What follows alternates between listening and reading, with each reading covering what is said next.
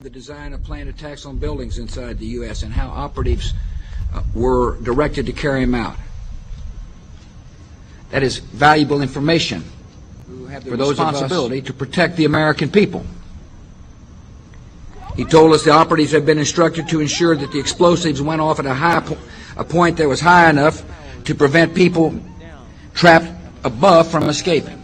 He gave us information that helped uncover Al-Qaeda cells' efforts to obtain biological weapons. This is Building 7, a 47-story skyscraper that fell on the afternoon of September 11th. The government says that fire brought it down. However, 1,500 architects and engineers concluded it was a controlled demolition. Over 6,000 of my fellow service members have given their lives. And thousands of my fellow first responders are dying. I'm not a conspiracy theorist. I'm a structural engineer. I'm a New York City correction officer. I'm an Air Force pilot. I'm a father who lost his son. We're Americans, and we deserve... I lost my husband. My son. My uncle. My nephew. September 11th, 2001. Most people don't know a third tower fell that day. The government says fire brought it down. The collapse of World Trade Center 7 was primarily due to fires. I, along with 1,400 other architects and engineers, have found the government's conclusion to be physically impossible. Impossible. We need the truth about what happened that day. Go to rememberbuilding7.org. Why it fell, why it matters, and what you can do.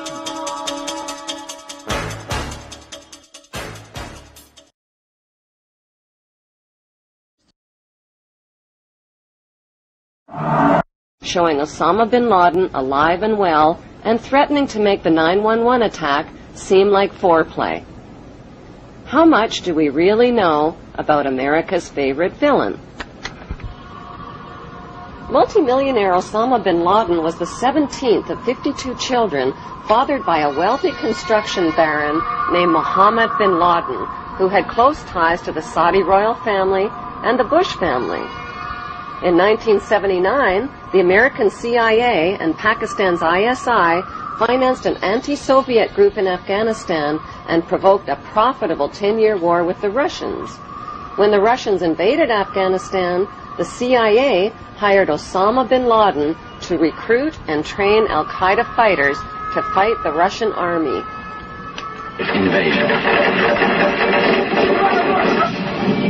Anti-communist guerrillas in Afghanistan have been at the front line to fight against the spread of communism. But what was the fight really all about? Not carrots or potatoes. It was about poppies, endless fields of opium poppies that provide over 70% of the world's heroin supply to heroin addicts worldwide. These are very uncomfortable issues for politicians.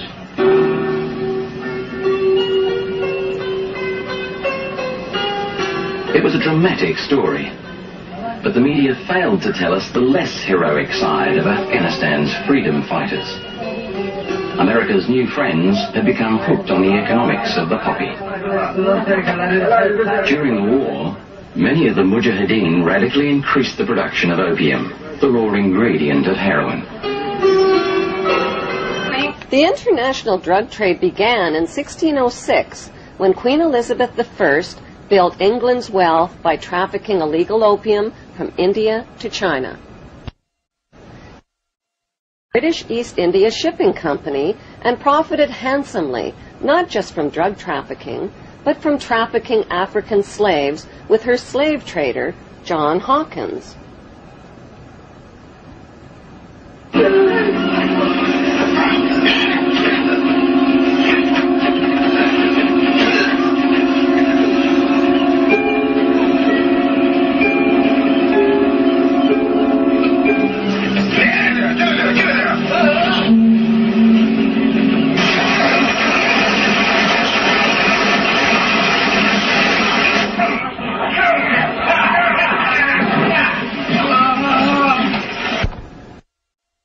First, knighted her slave trader with the noble title of Sir John Hawkins.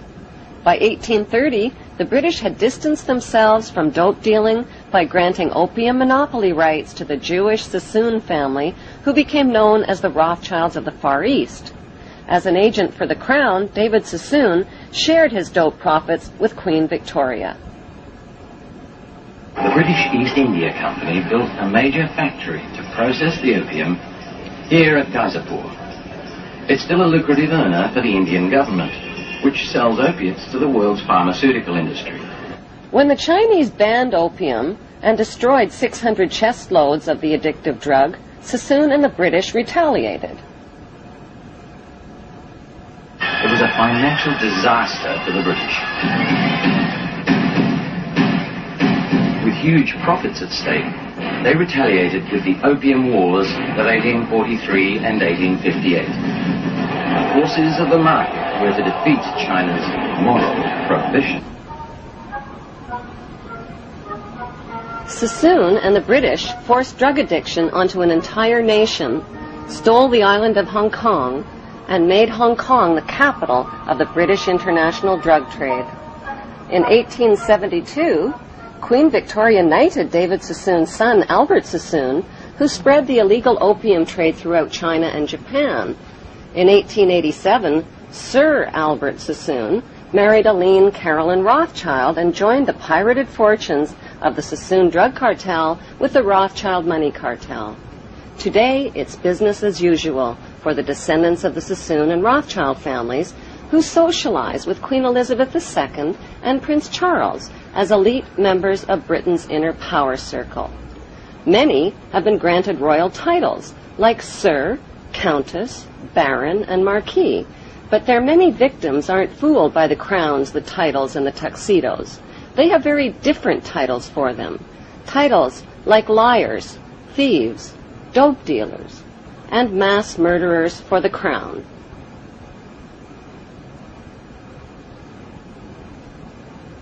On the other side of the Atlantic, a member of the same opium smuggling syndicate, Samuel Russell, founded Yale University's Skull and Bones Brotherhood with drug money. Exclusive members were financed into political power positions in the CIA, the U.S. Supreme Court, and the White House. When Skull and Bonesman George Bush Sr. became CIA director in the 1980s, the CIA recruited Osama bin Laden to train al-Qaeda and Mujahideen fighters in Afghanistan. The job of Osama's trainees was not just to fight the Russian communists, it was to run Afghanistan's multi-billion-dollar opium trade. Heroin, manufactured from Afghan opium, supplied $250 to $300 billion annually to Wall Street and the U.S. banks. Authors Alfred McCoy and Michael Levine tied the CIA to this unholy drug alliance and received national attention when the CIA tried to suppress their books. Michael Levine became a best-selling author when he wrote about his experience of this unholy alliance. After 30 years' distinguished service with the DEA, he could write with some authority. You could look at what they did to me as an example in microcosm of Central Intelligence's actions and the State Department in completely subverting the drug war. You know, the drug war was something that only existed in the minds of Americans, on the streets of America, for kids like my brother, for cops who died. There was no drug war. The biggest drug dealers in the world were given a license to sell drugs to Americans to support themselves. And this continued right down from Southeast Asia, through the Mujahideen, through the Contras. But how was the heroin smuggled into the United States?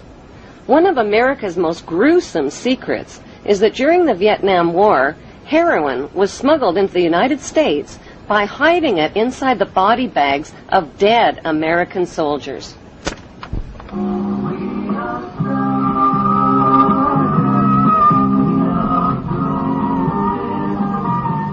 By the end of the 1960s, 1/3 of U.S. soldiers in Vietnam and close to 1 million United States citizens were hooked on heroin. Drugs like LSD, mescaline, marijuana, and hashish also swamped the streets and college campuses of America. Who or what turned America's youth onto these illegal drugs?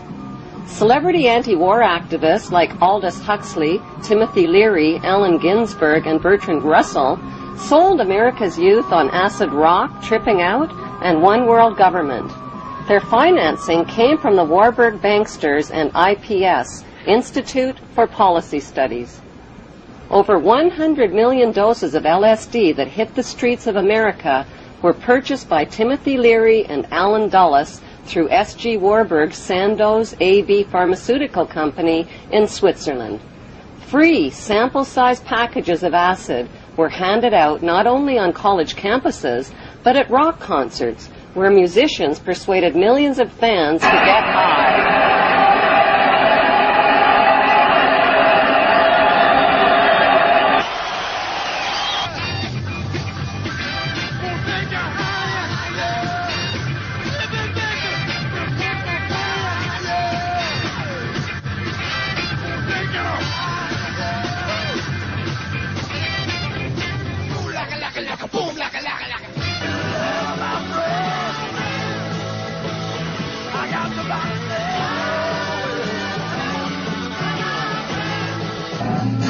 Critics of the drug culture blame parents, teachers, law enforcement, and everybody except the people behind it all, namely the Rothschild-Warburg banksters and their Committee of 300.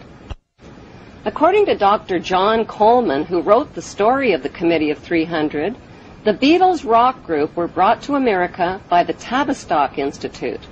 Tavistock launched the drug culture revolution in America to popularize and normalize social drug use. Through their record companies and advertising monopolies, the banksters have packaged and financed their celebrity salesmen to anesthetize, addict, and enslave billions of people worldwide with dependencies on both prescription and non-prescription, legal and illegal drugs. Those drugs range from alcohol, nicotine, and caffeine to Prozac, crack cocaine, and heroin. Like the phony war on terrorism, the phony war on drugs is a cat and mouse game being fought with one hand and fed with the other. The peace symbol adopted by the drug flower children of the 60s was designed by Gerald Holtham, who was commissioned by One World Government salesman Bertrand Russell. The symbol was never designed as a symbol of peace.